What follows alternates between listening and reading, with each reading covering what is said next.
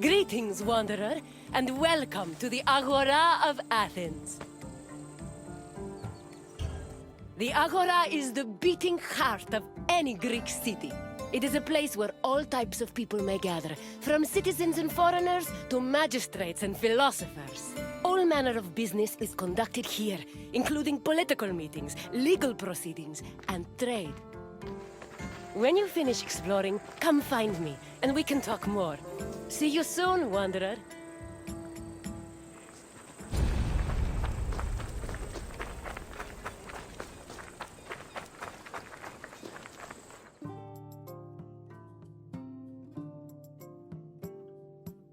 Agora was the civic center of... It wasn't only frequented by politicians and city officials.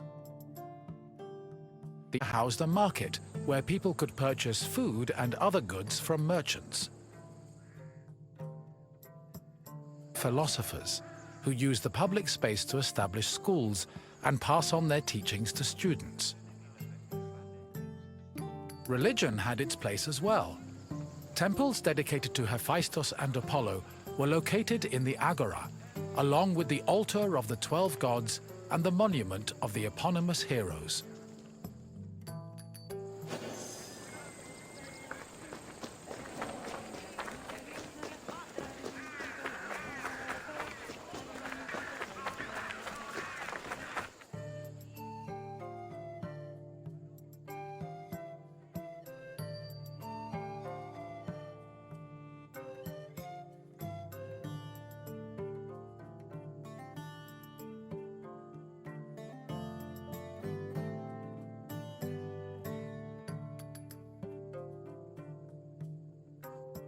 The painted Stoa, or Stoa Poikile, derived its name from the panel paintings on its wall. The paintings were created in the 5th century BCE by famous artists like Polygnotus and depicted Greek military victories like the Battle of Marathon. The Stoa served as a public meeting place for citizens, but it was especially popular with philosophers who used the space to pass on their teachings. In 301 BCE, the philosopher Zeno of Kition chose the Stoa Poikile as the location for his school of philosophy, the appropriately dubbed Stoicism.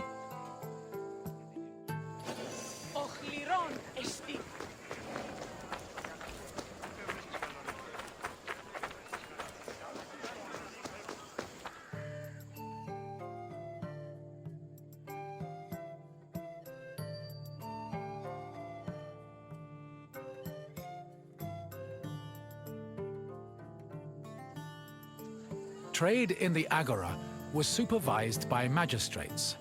There were 5 agoranomoi, who kept order in the market, controlled the quality of goods, and collected market dues.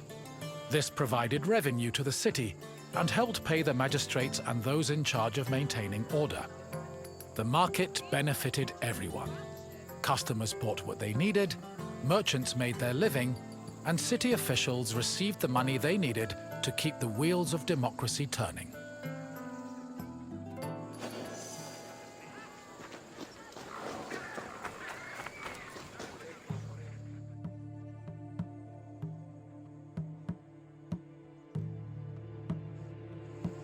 The original Temple of Apollo Patroos was built around 535 BCE by Pisistratos, but was destroyed by the Persians during their invasion a few decades later. It long remained in ruins, except for the altar, which was left standing as a reminder of the Persian sacrilege. Eventually, a new temple was built in the 4th century BCE. Inside was a statue made by Euphranor, the same artist who painted in the Stoa of Zeus. The temple held special significance in Athens, as it was connected to the origin of the city's people.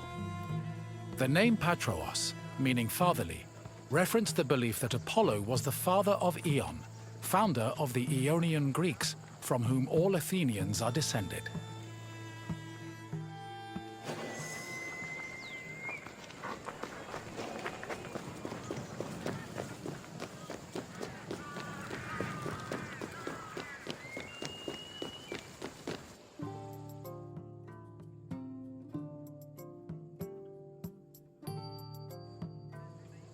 The Temple of Hephaistos overlooks the Agora from the Colonus Agoreus hill.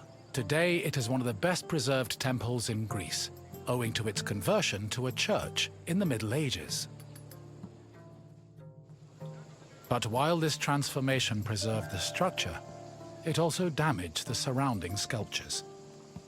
The temple was dedicated not only to Hephaistos, the god of metallurgy, but also to Athena Ergane, goddess of arts and crafts. Nearly every part of the Hephaisteion was lavishly decorated with depictions of famous mythological events, like the labors of Theseus.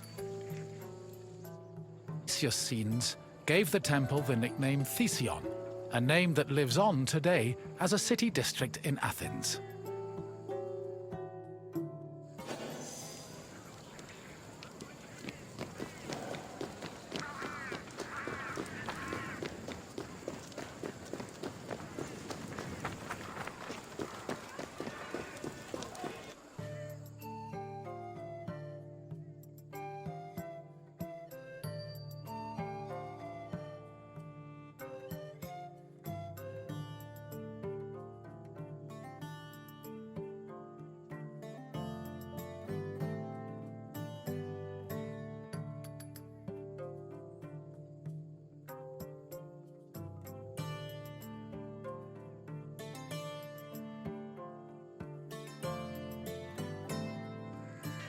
The Bouleuterion was another building in the Agora that contributed to the democratic process.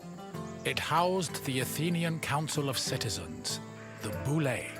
This council of 500 was composed of 50 members from each Greek tribe, all of whom served a one-year term. They were chosen by lot from among citizens over 30.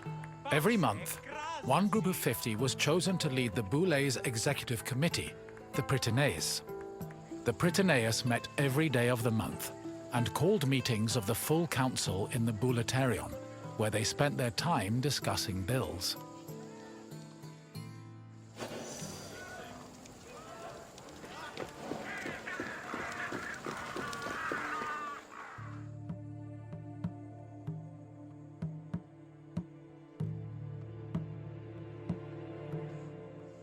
The Prytaneion was one of the most important buildings in the Agora, as it was the headquarters of the Prytaneion.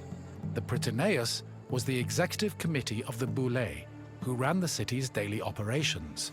The Prytaneion dined in the Prytaneion, and 17 of them slept on site to ensure there were always officials available to deal with emergencies. The Prytaneion also housed the official weights and measures of the city. The fire of Hestia, which provided sacred fire for all public sacrifices, was also located there.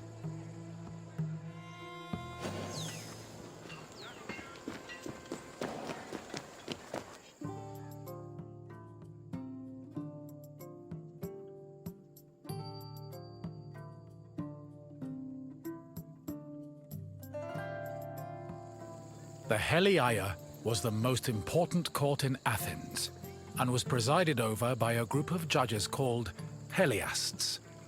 Judging was a regular part of it, with trials happening almost every day.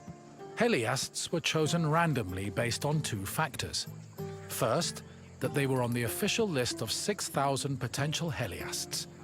Second, that they were present at court on the day of the trial.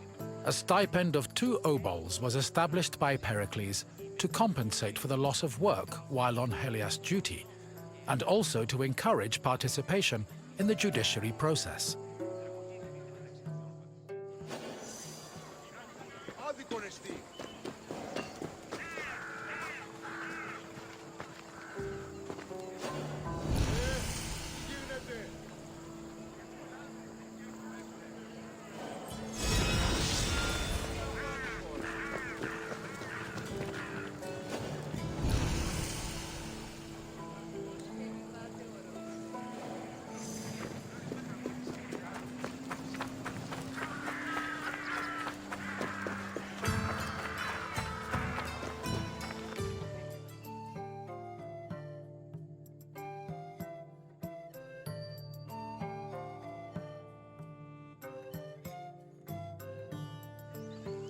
In the Agora, an Athenian could buy and sell many different products.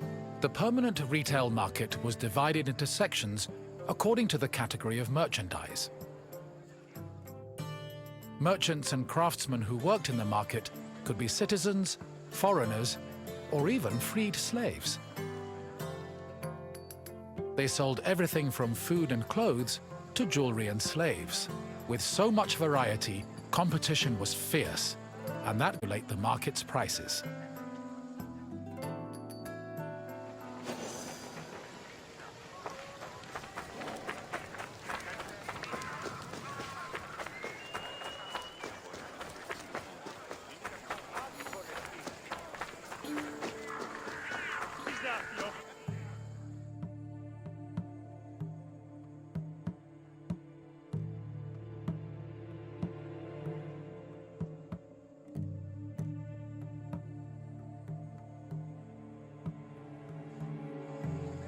The Heliaia wasn't the only court in Athens. This other court was located next to the South Stoa. Historians believe it to be a court based on the discovery of a nearby box containing 7 bronze ballots. These ballots were used by jurors to give their verdicts. The reason trials were so common in Athens might have been related to their democratic regime, which promoted the individual's right to demand reparations for injustice. However, not all legal matters were settled in this fashion. If a claim was small enough, it was settled individually by a magistrate. Public trials were reserved for more serious offenses, such as murder, theft, and political crimes.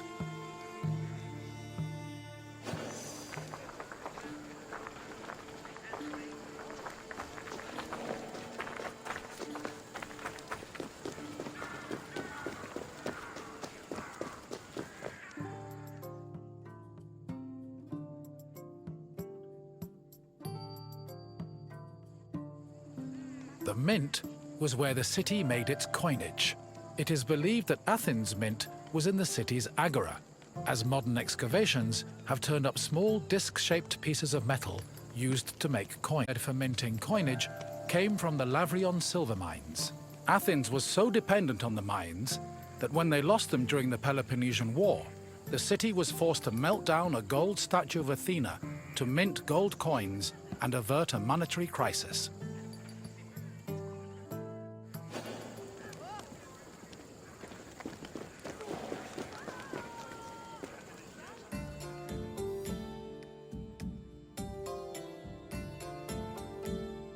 You have now experienced the Agora, following in the footsteps of countless Athenians before you. I hope the trip has impressed upon you how important this place was to trade, politics, and law. If you have any questions, don't hesitate to ask. Farewell, wanderer. May we see each other again soon.